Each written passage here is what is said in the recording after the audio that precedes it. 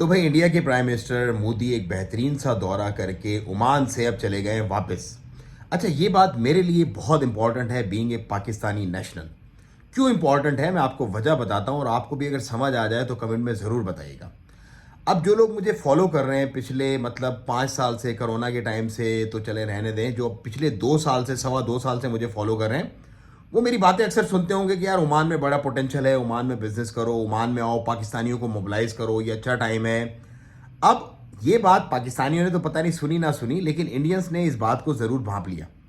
अच्छा जी, ये नरेंद्र मोदी का जो दौरा हुआ है, जो कंक्लूड हो गया है, 2 दिन का दौरा था, इसमें प्योर बिजनेस की बातें की गई हैं। मतलब हिज मैजेस्टी सुल्तान हैथम बिन तारिक और नरेंद्र मोदी की जो मुलाकात है, उसके बिजनेस फॉरम पे जो सारे मामला डिस्कस हुए हैं, उसके अंदर दोनों ममालिक की जानिब से ये एमओयू साइन हुए हैं कि इंडिया सल्तनत ऑफ ओमान को एनर्जी सेक्टर में, और उसकी जो मेडिकल सेक्टर है उसके अंदर, मैन्युफैक्चरिंग सेक्टर जो है उसके अंदर, और उसके बाद उसका जो एग्रीकल्चर सेक्टर है उसके अंदर, और जितने भी एक्सेट्रा एक्सेट्रा सेक्टर्स हैं, मतलब what ever is left behind, जो कुछ भी है उसमें भरपूर ताउन करेगा।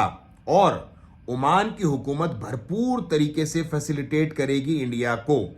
मतलब ये एक म्यूचुअल एग्रीमेंट हुए हैं बहुत सारी चीज़ों के, कि अब पूरे तरीके से इंडिया जो है, इंडिया के जो बिजनेसमैन हैं वो खुल के ओमान के अंदर अपने कारोबारों को मजीद बढ़ाएंगे। अच्छा, कारोबार होगा तो बढ़ाएंगे। अब बहुत सारे जो बेचारे हमारे जो लोग हैं, जो बेचारे अल्लाह ताला उनको जज़ाए खैर दे, जो कहते थे जी ओमान में क्या है, ओमान में तो जी कुछ नहीं है, ओमान में तो ये नहीं चलता, वो बेचारे खैर थे भी बेचारे, मतलब छोटे मोटे से इस तरह के लोग बिजनेसमैन।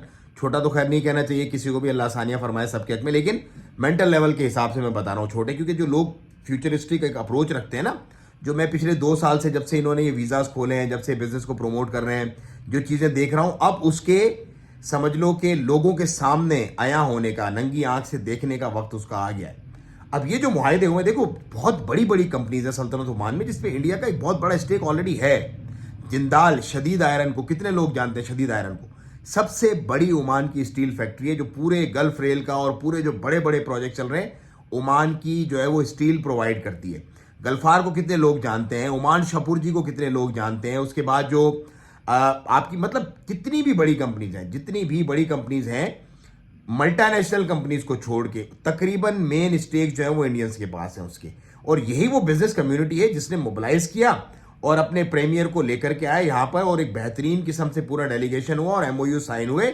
और अब आने वाले दिनों में आप देखोगे कि बिजनेस जो है सल्तनत ऑफ ओमान के अंदर, जो इंडियन बिजनेस है वो मजीद स्ट्रांग होगा। अच्छा, हमारे वाले जो हैं, हमारे वाले तो भाई दुबई में अन्यवाह माल लूट के प्रॉपर्टी बनाने के चक्करों में, कोई दुबई में प्रॉपर्टी बना रहा है, कोई इंग्लैंड में प्रॉपर्टी बना रहा है, मतलब क्योंकि वो लूटी हुई दौलत है। बिजनेस की तो वो दौलत नहीं है, वो तो अंधा माल है, अंधा माल करके वो डंप किए जा रहे हैं वहां पे। यही अगर हमारे बिजनेसमैन पावरफुल हों तो हमारे लोगों को भी रोजगार मिलेगा। अभी जो एमओयूज हुए हैं, इन एमओयूज के बाद बहुत बड़ी तादाद में मजीद इंडियंस लोगों को कारोबार और के साथ साथ उनके लोगों को जॉब्स भी मिलेंगी। तो मैंने जो आपको अपना एक साइकिल समझाया था, मैं कि यार मैं एक ऐसा इकोसिस्टम बनाना चाह रहा हूँ सल्तनत ओमान में, बड़ी पोटेंशियल है कि लोग कारोबार करने आए और हमारे लोगों को उसमें जॉब मिले। क्योंकि अगर कारोबार इंडियन का होगा तो जॉब भी इंडियन की होगी। ये कॉमन सेंस की बात है। अच्छा, ये सारी बातें मैं खुल के करता हूँ, और बहुत सारे जो मेरे इंडियन क्लाइंट है उससे नाराज भी होते हैं कि यार हम भी तो आपके क्लाइंट हैं, हम भी तो आपके साथ चल रहे हैं, हम भी तो इस तरह करते हैं, आप ये इंडियन पाकिस्तानी की लकीर क्यों खींचते हो? देखो, लकीर की बात नहीं है। देखो, इंडियन जो क्लाइंट है वो दिल आंखों सर आंखों पे हमारी कोई मसला नहीं, लेकिन पासपोर्ट मेरे पास पाकिस्तानी है। बीइंग पेट्रियाटिक पाकिस्तानी, मैं अपनी नेशन को ये सारी बातें बताना चाहता हूँ और बता भी रहा हूँ। और लोगों को अल्हम्दुलिल्लाह आहिस्ता आहिस्ता जब देख रहे हैं ना, तो समझ में भी आ रही है कि हाँ यार, ये हो क्या रहा है। ये बंदा जो ओमान करता था, जब ओमान को कोई जानता नहीं था, तो उस वक्त अब ये लोगों के सामने इसकी इंपॉर्टेंस जो है वो नजर आ रही है। अब ये तो मोदी साहब आए, अभी आप आने वाले दिनों में देखेंगे बड़े बड़े गेम प्लेयर जो है वो कूदेंगे।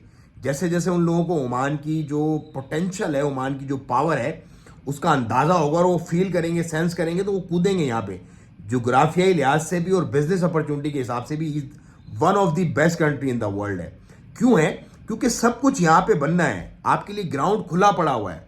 आपको अभी नहीं, 2 4 5 साल के बाद आपको नजर आएगा, जब ये उठना एक मामला शुरू होगा ना, तो सब फिर लोग देखेंगे कि हाँ यार, एक बंदा था जिसने जब कोई भी ओमान का नाम लेता था उस वक्त उसने ओमान का नाम लिया, ओमान को लोगों को बताया, और उसके बाद अब देखो ये वाकई हम अपनी आंखों से देख रहे हैं। तो दूरअंदेशी होती है, जो दूरअंदेशी मैं देख रहा हूँ, अल्लाह करे वो हमारे हुक्मरान, हमारे लोग भी देखें और वो मोबिलाइज करें, अपने बिजनेस लोगों को मोबिलाइज करें यहाँ पे, और ऐसे ही बिजनेस के साथ साथ हमारे लोगों के लिए जॉब की अपॉर्चुनिटीज़ भी बने, ताकि जो अमीर लोग हैं वो अपने कारोबार से पैसा बनाएं और जो बेचारे गरीब लोग हैं वो अपनी नौकरियां करके, अपनी मेहनत मजदूरी करके हक हलाल का पैसा रियालों में कमाएं, ताकि उनको चोरी करने और लूटने की ज़रूरत ना पड़े।